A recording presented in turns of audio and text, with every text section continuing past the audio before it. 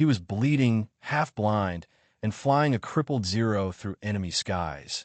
Yet somehow, Saburo Sakai refused to die.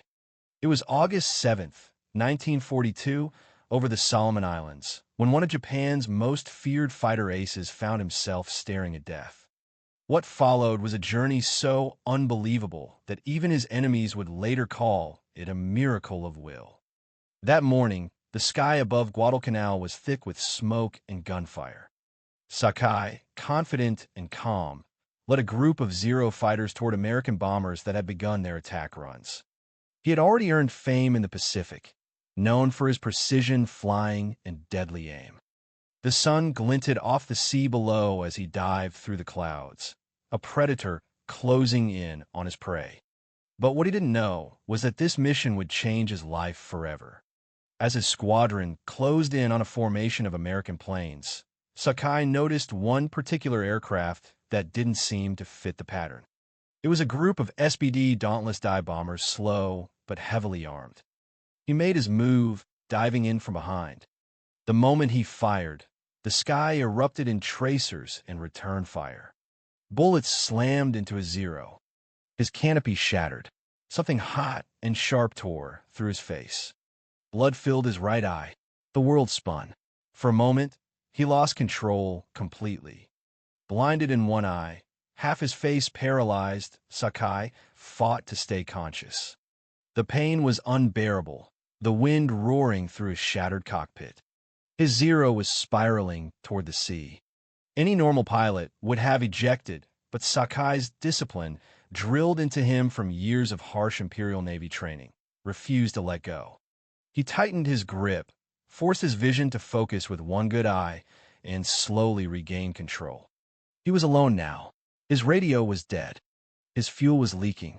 His compass was useless, smeared with blood and oil.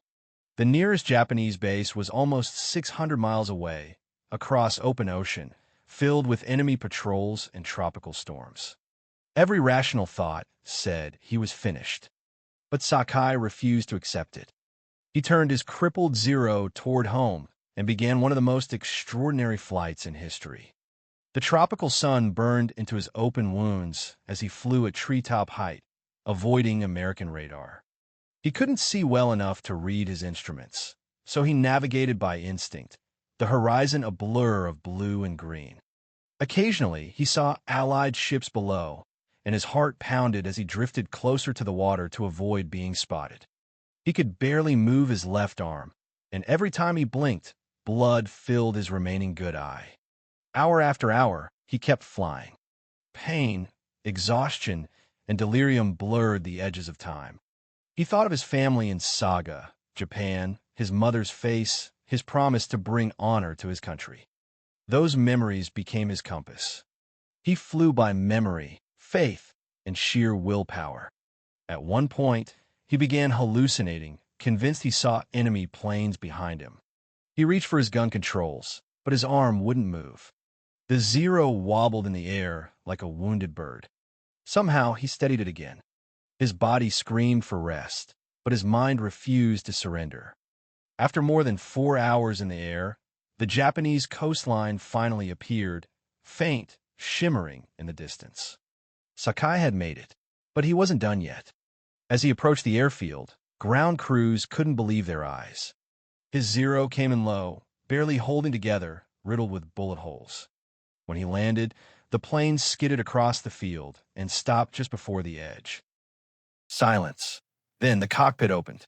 Sakai, drenched in blood, climbed out and saluted the ground crew before collapsing. His first words, "Tell them, the mission continues." The doctors were stunned. A bullet had entered his skull, passed behind his eyes, and exited near his ear, an injury no pilot was supposed to survive. Yet Sakai did. Months later, after multiple surgeries, he returned to the skies again, still half-blind, still ready to fight. To this day, historians regard Saburo Sakai as one of the most disciplined and skilled pilots of World War II. He shot down more than 60 enemy aircraft, fought across the Pacific, and lived to tell his story, not as a symbol of Japan's military power, but as proof of the human spirit's refusal to break. When asked years later how he survived that impossible flight, Sakai said quietly, "I simply could not die before fulfilling my duty. The zero was my wings, and honor was my fuel." The story of Saburo Sakai is not just about a pilot or a plane. It's about endurance, will, and the unshakable belief that even when everything is lost, a man's resolve can still carry him home.